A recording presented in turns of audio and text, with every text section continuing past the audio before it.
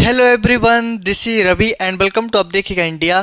तो कैसे हैं आप सभी लोग? आई होप आप सभी लोग अच्छे होंगे और अपनी पढ़ाई को बहुत अच्छे से कर रहे होंगे। तो आज का जो हमारा टॉपिक है विभव तथा विभवांतर यानी पोटेंशियल एंड पोटेंशियल डिफरेंस। आपने इस टॉपिक को 10th क्लास के अंदर भी पढ़ा होगा, लेकिन वहाँ पर हम डेफिनेशन और फार्मूला पढ़े और टॉपिक फिनिश। लेकिन आज के इस लेक्चर के अंदर किस तरीके से पोटेंशियल डिफरेंस की वजह से चार्ज मोशन में आ जाता है, सबसे बड़ी बात ये समझने की इसके अंदर देखेंगे, बहुत अच्छे से देखेंगे। तो चलिए आते हैं टॉपिक पर और समझते हैं पोटेंशियल डिफरेंस। तो सबसे पहले हम पोटेंशियल डिफरेंस के बारे में बात करेंगे। आप बोलोगे सर पोटेंशियल के बारे में क्यों नहीं, विभव के बारे में क्यों नहीं? आपकी बुक के अंदर विभव की कोई परिभाषा ही नहीं है। आपने जो 10th क्लास के अंदर जो डेफिनेशन पढ़ी है वो डेफिनेशन बनाई हुई डेफिनेशन है। कहाँ से बनी? वो हम बनाते हैं विभवांतर में से। किस तरीके से बनाते हैं उसके बारे में हम बात करेंगे अभी। तो सबसे पहले हम समझेंगे पोटेंशियल डिफरेंस किस तरीके से काम करता है, क्या होता है इसके अंदर। हाँ, डेफिनेशन पर आने से पहले मैं इसे दो एग्जाम्पल से समझाने की कोशिश करूंगा पहले, फिर उसके बाद डेफिनेशन पे आएंगे। हाँ जी, तो अगर मैं आपसे बोलूं कि ये मेरे पास कोई तल है और यहाँ पर एक ये कंटेनर है जो आधा भरा हुआ है पानी से, इस तरीके से मैंने कोई और कंटेनर ले लिया यहाँ पर, ये भी आधा भरा हुआ है, दोनों को मैंने एक पाइप से जोड़ दिया कुछ इस तरीके से। तो क्वेश्चन आपसे ये है, क्या इस वाले कंटेनर में से इस वाले कंटेनर के अंदर वाटर आएगा? तो आप बोलोगे नहीं आएगा, क्योंकि दोनों कंटेनर के अंदर मैं वाटर देख रहा हूँ, दोनों का लेवल बराबर है। लेवल बराबर है तो वाटर नहीं आएगा। तो यहाँ पर मैं लिख सकता हूँ ना, यानी दोनों का जो लेवल है वो आपस में बराबर है, तो ऐसी कंडीशन के अंदर वाटर फ्लो नहीं करेगा। बिल्कुल क्लियर है ये बात? हाँ जी। अगर मैं यहाँ पर थोड़ा इस कंडीशन को चेंज करूँ, ये मेरे पास कंटेनर है, इसके अंदर भी वाटर थोड़ा सा हम डाल देते हैं यहाँ पर। अब इस वाले कंटेनर को मैंने थोड़ा सा हाइट पर रखा। जैसे ही मैंने हाइट पर रखा, अब इसके अंदर क्या होगा, h हाइट पर रखा और यहाँ से लगाया मैंने कोई एक पाइप। हाँ जी, अब आप बताइए मुझे कि इस वाले कंटेनर में से इस वाले कंटेनर के अंदर वाटर आएगा? तो आप बोलोगे सर हाँ अब आ जाएगा, क्योंकि दोनों का जो लेवल है वो लेवल में डिफरेंस आ गया है, यानी अंतर आ गया है। एक ऊंचे पर रखा है और एक नीचे पर रखा है और वाटर फ्लो करना स्टार्ट कर देगा। तो इस बात को मैं यहाँ पर ऐसे भी तो बोल सकता हूँ कि दोनों का जो लेवल है वो आपस में बराबर नहीं है, और बराबर नहीं है तो इसके अंदर वाटर फ्लो करेगा। क्या आप इतनी सी बात समझ पा रहे हैं? यानी अगर वाटर का लेवल बराबर होगा तो वाटर फ्लो नहीं करेगा, अगर लेवल में थोड़ा डिफरेंस है तो यहाँ पर वाटर फ्लो करेगा, है ना। ये दोनों चीज़ें आप रिलेट कर पाए, आया होगा समझ में। एक और एग्जांपल लेता हूँ, फिर हम इससे कनेक्ट करते हैं पोटेंशियल डिफरेंस से। किस तरीके से वो देखना आप। हाँ जी, अगर मैं आपसे बोलूँ कि मैंने यहाँ पर कोई एक ऑब्जेक्ट ले लिया है, ये कोई एक ऑब्जेक्ट है और इस वाले ऑब्जेक्ट को हम आवेशित करेंगे। मैंने इसे कर दिया आवेशित कुछ इस तरीके से, और इसको नहीं किया, ये वैसे ही वैसा है। अब इन दोनों को मैंने एक वायर से जोड़ दिया। ऐसा इसके अंदर क्या हुआ कि ये वाला चार्ज इस वाली बॉडी पर ट्रांसफ़र होने लगता है। क्या क्या इसके अंदर भी क्या वाटर की तरह कुछ लेवल होते हैं, है ना? कुछ ना कुछ तो होता होगा यहाँ पर। हाँ जी, होता है। बिल्कुल सेम, बिल्कुल सही सोचे आप बिल्कुल सही सोचे कि इसके अंदर भी ऐसा ही होता है ना। लेकिन इसका जो नाम है उसे हम बोलते हैं वैद्युत दाब। वैद्युत दाब, हाँ जी। जैसे यहाँ पर लेवल है ना, लेवल के बारे में हम बात कर रहे थे, बिल्कुल सेम इसके अंदर भी वैद्युत दाब आता है। वैद्युत दाब यानी इस वाले ऑब्जेक्ट का वैद्युत दाब अलग है और इस वाले ऑब्जेक्ट का वैद्युत दाब अलग है। यहाँ पर वैद्युत दाब अलग होने की वजह से आवेश अपने आप ट्रांसफ़र होना स्टार्ट कर देता है। तो बच्चों यहाँ पर जो वैद्युत दाब है ना, इसी को हम बोलते हैं विभव। हाँ जी, यानी पोटेंशियल, यही है आपका पोटेंशियल। तो मैं यहाँ पर ये भी कह सकता हूँ कि इन दोनों का वैद्युतदाब अलग अलग है, या फिर मैं ऐसे भी तो बोल सकता हूँ इन दोनों का पोटेंशियल अलग अलग है। इस वजह से चार्ज इस वाली बॉडी से उस वाली बॉडी पर ट्रांसफ़र करना स्टार्ट कर देता है कि इस वाली बॉडी का अगर पोटेंशियल V1 है तो इस वाली बॉडी का V2 होगा।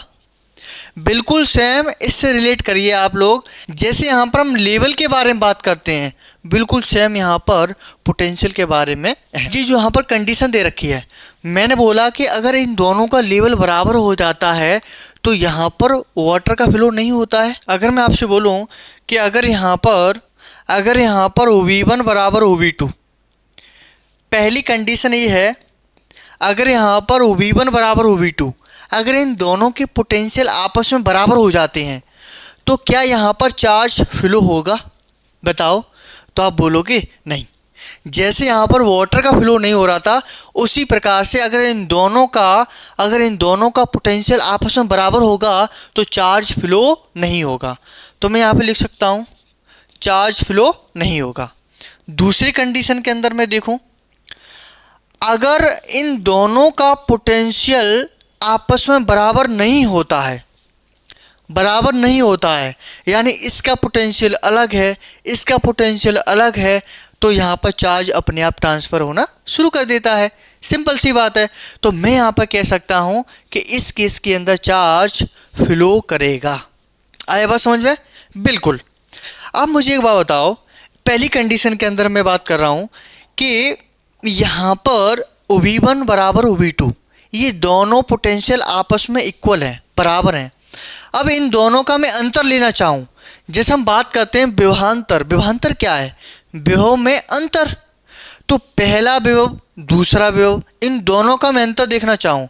बच्चों यहाँ तो ये दोनों आपस में बराबर हैं, जब विभवांतर जब हम देखते हैं तो एक में से दूसरे को माइनस करते हैं। अगर मैं इन दोनों को आपस में माइनस करूं तो बताओ विभवांतर क्या आएगा? तो दोनों अगर आपस में बराबर हैं तो यहाँ पर जो विभवांतर होगा वो 0 होगा। क्या आप इस बात से सहमत हैं? बिल्कुल है जी। हाँ, इसका जो विभवांतर होगा वो 0 होगा। अब दूसरी कंडीशन में देखो, यहाँ पर V1 और यहाँ पर V2, इन दोनों की जो पोटेंशियल है वो आपस में बराबर नहीं है। मतलब अगर मैं इन दोनों को आपस में से माइनस करूँगा तो कुछ ना कुछ तो संख्या आएगी। आप ऐसे समझो, अगर इसका पोटेंशियल 20 है और इसका 10 है, अगर इसमें से इसे माइनस करूँगा तो कुछ ना कुछ संख्या तो आएगी, इसका मतलब है कि जो पोटेंशियल डिफरेंस होगा वो 0 के बराबर तो नहीं होगा, है ना। तो मैं यहाँ पर इस बात को लिख सकता हूँ कि इसका जो पोटेंशियल डिफरेंस होगा वो 0 के बराबर नहीं होगा। ये बात सच है। अब चलते हैं नेक्स्ट पेज पर और समझते हैं थोड़ा, एक और है यहाँ पर, वो हम देखेंगे। अगर मैं बोलूँ कि ये मेरे पास कोई एक चार्ज है और ये ले लिया मैंने दूसरा चार्ज, अगर ये आपका प्लस क्यू है, ये आपका है प्लस क्यू और ये भी आपका प्लस क्यू है, दोनों एक ही प्रकृति के मैंने यहाँ पर चार्ज ले लिए हैं।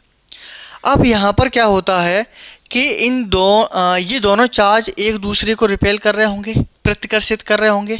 हाँ, जो रिपेल कर रहे होंगे, अगर मैं इस वाले चार्ज को मैं अपनी पावर से इसके पास लेके आ रहा हूँ इस तरीके से, है ना, इस चार्ज को मैं ऐसे करके लेके आ रहा हूँ, तो मैं यहाँ पर एक एक्सटर्नल फोर्स लगा रहा हूँ। उसकी वजह से यहाँ पर जो कार्य होगा, यहाँ पर जो काम होगा वो कौन सा होगा? वो होगा आपका एक्सटर्नल वर्क होगा। अब दूसरा क्या है कि यहाँ पर ये चार्ज है और ये पॉजिटिव चार्ज है। अगर मैं इस वाले चार्ज को नेगेटिव कर दूँ, इस वाले चार्ज को मैं क्या कर दूँ? नेगेटिव कर दूँ, तो ये चार्ज इस वाले चार्ज पर फोर्स लगा रहा होगा, यानी अट्रैक्शन फोर्स लगा रहा होगा, अपनी ओर खींच रहा होगा। क्यों? क्योंकि इसकी बन रही होगी एक यहाँ पर इसकी इलेक्ट्रिक फील्ड के अंदर ये चार्ज रखा हुआ है, तो ये अपनी ओर इसे अट्रैक्ट करेगा। अब इसके द्वारा इस पर एक फोर्स लगाई जा रही है, उस फोर्स की वजह से इसकी ओर आएगा, तो यहाँ पर भी तो कुछ काम होगा, कुछ कार्य होगा। तो इस वाले कार्य को हम बोलेंगे सिस्टम के द्वारा किया गया काम। यहाँ पर हमें देखना है, जब मैं से खींच के लेके आ रहा हूँ तो इस काम को हम बोलेंगे एक्सटर्नल वर्क। और जब आवेश के द्वारा अपने आप अट्रैक्शन फोर्स के द्वारा या फिर रिपल्सन फोर्स के द्वारा इसको खींचा जा रहा है या फिर दूर भेजा जा रहा है, तो उस वाले काम को हम बोलेंगे यानी सिस्टम के द्वारा किया गया काम। अब यहाँ पर मुझे बताना था कि जो एक्सटर्नल वर्क होता है वो हमेशा पॉजिटिव होता है और सिस्टम के द्वारा जो काम होता है वो नेगेटिव होता है। ये दोनों चीज़ें जब आगे हम डेरिवेशन करेंगे उसके अंदर काम आने वाली हैं। तो इन दोनों बातों को तुम याद रख लेना, ठीक है। ये अब आप समझते हैं इसकी परिभाषा, इसकी जो डेफिनेशन है उसके बारे में हम यहाँ पे बात करते हैं। देखिए, यहाँ पर मेरे पास ये कोई पॉइंट है और ये यहाँ पर एक दूसरा पॉइंट है, और अगर मैं इस पॉइंट को ए बोलूँ और इसको बोलूँ मैं बी, ये दो मेरे पास पॉइंट है। हाँ जी, अगर मैं यहाँ पर बोलूँ कि इन दोनों का जो वैद्युत दाब है यानी पोटेंशियल जो है वो अलग अलग है। अगर इसका पोटेंशियल V1 है और इसका पोटेंशियल V2 है, दोनों का जो पोटेंशियल है वो अलग अलग है। अब यहाँ पर होता क्या है, अगर मैं इन दोनों पॉइंट के बीच में कोई चार्ज है, अब मैं यहाँ से क्या कर रहा हूँ बच्चों कि यहाँ से मैं कोई एक चार्ज लेता हूँ, है ना। इस वाले पॉइंट का कोई मैंने एक चार्ज उठाया और यहाँ से मैंने इसे लिया। अब इस चार्ज को, इस आवेश को बी पॉइंट से ए पॉइंट की ओर लेके आ रहा हूँ। मैंने यहाँ पर एक्सटर्नल फोर्स लगाया है ना, इसको मैं खींच के लेके आ रहा हूँ। जब एक्सटर्नल फोर्स लगाऊंगा तो बच्चों इसके द्वारा एक्सटर्नल वर्क भी होगा, है ना। तो यहाँ पर Q कूलाम की वजह से कितना वर्क हुआ यानी W एक्सटर्नल। हाँ, तो बच्चों एक कूलाम की वजह से कितना वर्क होगा, तो आप बोलोगे कि W एक्सटर्नल बटे Q। एक कूलाम के द्वारा कितना कार्य किया गया है उसी कार्य को हम बोलते हैं पोटेंशियल डिफरेंस। तो ये वाला जो कार्य है इसी को हम बोलेंगे पोटेंशियल डिफरेंस। ये होता है आपका पोटेंशियल डिफरेंस। इस बात को मैं ऐसे भी लिख सकता हूँ V1 माइनस Q V2 और बराबर आपका आ जाएगा W एक्सटर्नल बट्टे Q। ये है आपका फॉर्मूला। ये यानी A यानी पहले पॉइंट का पोटेंशियल, दूसरे पॉइंट का पोटेंशियल हमने एक दूसरे में से माइनस कर दिया।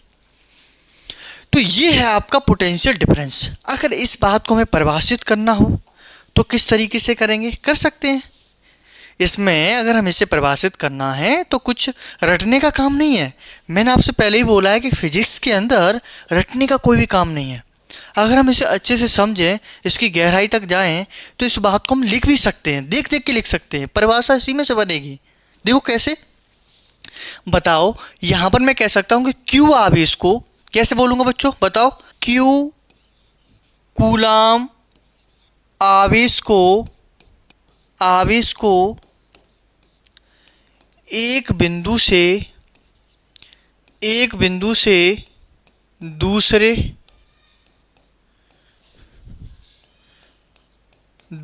बिंदु, पहला बिंदु ये है, दूसरा बिंदु ये है। तो मैं यहाँ पे लिख रहा हूँ कि Q कूलाम आवेश को एक बिंदु से दूसरे बिंदु तक ले जाने में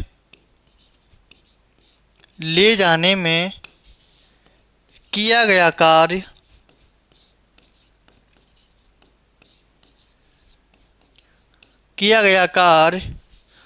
उन दो बिंदुओं के मध्य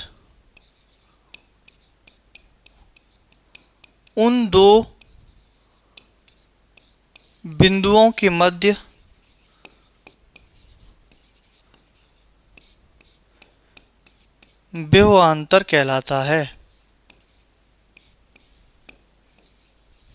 ये है सिंपल सा। अगर हम इस चार्ज को एक बिंदु से दूसरे बिंदु तक लेके जा रहे हैं तो उसके द्वारा जो काम किया जा रहा है उसी को हम क्या बोल रहे हैं, उसी को हम विभवांतर कहते हैं। ये सिंपल सी इसकी डेफिनेशन है। बताओ समझ में आया? मेरे अकॉर्डिंग आ गया होगा। इससे पहले हमने एग्जाम्पल के थ्रू भी देखा था। हाँ जी, अब थोड़ा सा और समझते हैं इसके बारे में। हाँ, अब हम देखेंगे विभव यानी पोटेंशियल की परिभाषा किस तरीके से बनी है उसके बारे में बात करते हैं। है ना। पोटेंशियल के बारे में बात करते हैं। चलिए अगले पेज पे देखते हैं। अगर मैं आपसे बोलूं कि यहाँ पर ये मेरे पास कोई एक चार्ज है और यहाँ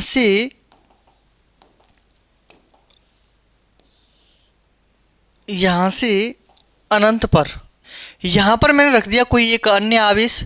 चलो मैं इसे परीक्षण आवेश ले लेता हूँ, एक्सपेरिमेंटल चार्ज। अब ये अनंत पर रखा हुआ है और ये मेरे पास ये चार्ज है। अब परिभाषा किस तरीके से बनी उसके बारे में बात करते हैं ना। विभव की परिभाषा किस तरीके से बनी है। बेटा ये मेरे पास दो चार्ज हैं। हम पढ़ते हैं कि अनंत पर जो एनर्जी होती है वो जीरो मान के चलते हैं। अनंत पर एनर्जी जीरो मान के चलते हैं। अगर एनर्जी जीरो होगी तो इसका मतलब ये हुआ कि वर्क भी जीरो होगा फिर तो। और अगर वर्क जीरो हुआ तो फिर इस पॉइंट पर जो विभव होगा वो भी फिर जीरो होगा। क्योंकि अगर हम देखें यहाँ पर तो अभी भी देखो, अगर यहाँ पर हम देखें तो ये विभव डायरेक्ट प्रोपोर्शनल है किसके, किए गए कार्य के। अगर यहाँ पर कार्य अगर जीरो है तो इस पॉइंट पर जो विभव होगा वो भी जीरो होगा। तो मैं यहाँ पे बोल सकता हूँ कि इस पॉइंट का विभव अगर V1 है तो फिर इस वाले पॉइंट का जो विभव होगा वो जीरो होगा। इस बात को आप दिमाग में बैठा लो, ठीक है। हाँ, अब मेरे पास जो पोटेंशियल डिफरेंस का फॉर्मूला आया है W एक्सटर्नल बट्टे Q, अगर यहाँ पर इसके सापेक्ष लगाना तो बच्चों यहाँ पर क्या है, ये Q नोट कर दो। हाँ जी, इस बात को मैं लिख सकता हूँ V1 माइनस Q V2 और W external upon Q not. यहाँ पर जो हमारा V2 है वो कितना आया है, जीरो। तो मैं यहाँ पर जीरो रखूँ तो फिर ये क्या हुआ, तो ये तुम्हारा हुआ, यानी V1 कह दो इसे या फिर OB कह दो, W एक्सटर्नल बट्टे Q नॉट। बच्चों यही तो है आपकी विभव की परिभाषा। हाँ, किस तरीके से देखो, अगर इसे हमें परिभाषित करना है तो हम बोल सकते हैं, अगर यानी अनंत से, ये अनंत ही तो बच्चों, ये अनंत से किसी परीक्षण आवेश को किसी बिंदु तक लाने में किया गया कार्य और उस परीक्षण आवेश की अनुपात को विभव कहते हैं। अगर इसे लिखना चाहें तो आप लिख भी सकते हैं। बताओ परिभाषित करें, इसे कर सकते हैं, यानी अनंत पर रखे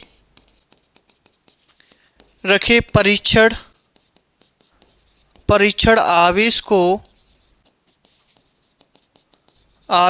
किसी बिंदु तक लाने में किया गया कार्य व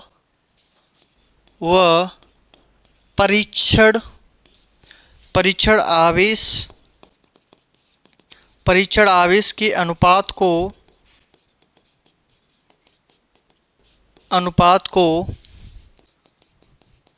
विभव कहते हैं, है ना, जिसे हम OB से व्यक्त करते हैं। तो ये कहानी है आपके विभव की, है ना। आया होगा समझ में, बिल्कुल। यानी अनंत पर रखे किसी परीक्षण आवेश को किसी बिंदु तक लाने में किया गया कार्य व परीक्षण आवेश के अनुपात को विभव कहते हैं। इस तरीके से डेफिनेशन बनाई गई है। चलिए भैया अब हम देखते हैं थोड़ा सा नेक्स्ट, देखते हैं मात्रक, ठीक है।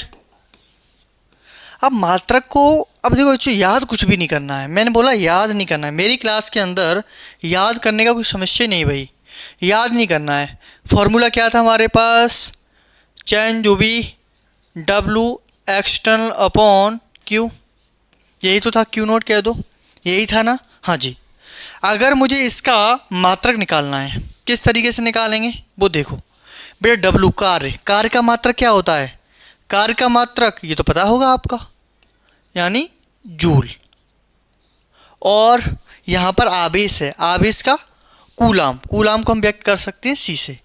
जूल बट्टे कूलाम जो होता है इसी को हम बोलते हैं वोल्ट। ये आपका 1 वोल्ट के बराबर होता है। अगर हमें इसकी विमा लिखनी है उसे भी लिख सकते हैं। विमा कैसे लिखेंगे? रटना नहीं है, इसी में से बना के लिखेंगे। क्या आपको जूल की विमा याद है? अगर नहीं है तो कोई बात नहीं है बच्चों। डब्लू यानी F into D, force into displacement upon coulomb, coulomb यानी सी। अब इनकी तो विमा लिख दो, यानी एफ की विमा तो आपको पता होगी ना। यानी एफ की विमा क्या होती है? M L T minus two, M L T minus two. और डी की क्या होगी? एल होगी। और सी की क्या होगी? ए टी है। ए टी कैसे? क्यू बराबर क्या होता है? आई टी, आई की ए और टी की टी, इसलिए अब इसकी होगी ए टी। यहाँ पर रखिए M L square T minus three A minus one. तो इस तरीके से हम इसकी विमा भी लिख सकते हैं। बताओ, सिंपल है। अब एग्जाम के अंदर एक और डेफिनेशन पूछता है आपसे। वो पूछता है कि एक वोल्ट को परिभाषित कीजिए। क्या डेफिनेशन लिखना है इसके? देखो, यानी यदि एक बिंदु से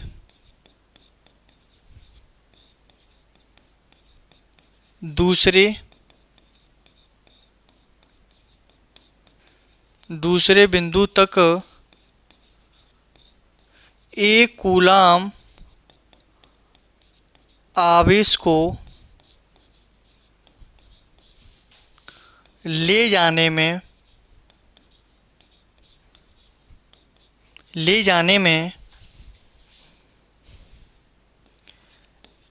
1 जूल कार्य हो तो उन दो बिंदुओं के मध्य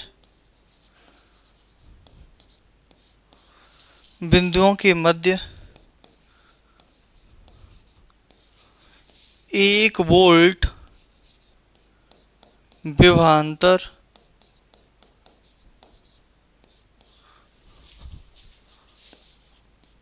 उत्पन्न होगा। ये कहानी है, कुछ भी नहीं है। यहाँ पर मेरे पास ये 2 पॉइंट हैं, ये ए है और ये आपका बी है।